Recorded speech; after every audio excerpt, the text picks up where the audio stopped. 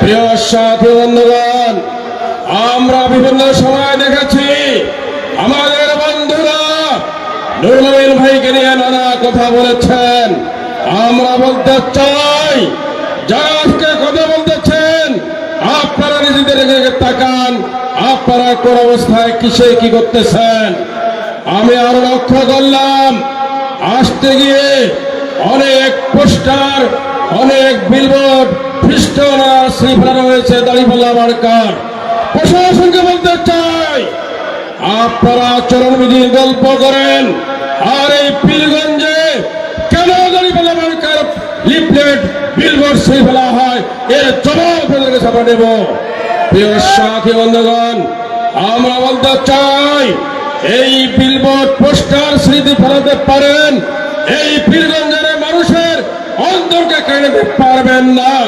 আগামী 12 তারিখে এই পীরগঞ্জের মানুষ দাঁড়িপাল্লা মার্কাকে বিজয়ী করবে ইনশাআল্লাহ।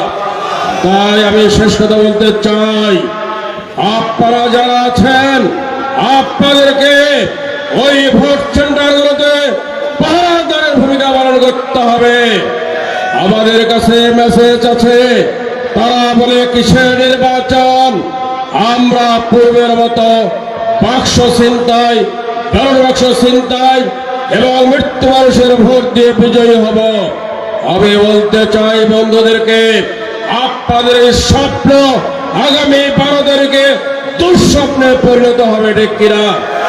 প্রিয় ভাই সব, আমি প্রশাসনকে বলতে চাই, যারা বিগত সময়ে ওই নির্বাচন কমিশন সহ বিভিন্ন দায়িত্বে ছিলেন, ওই নির্বাচন দুষ্টামি করার কারণে, ওই নির্বাচন প্রশ্নবিদ্ধ করার কারণে আপনাদের স্থান জেলখানায় হয়েছে।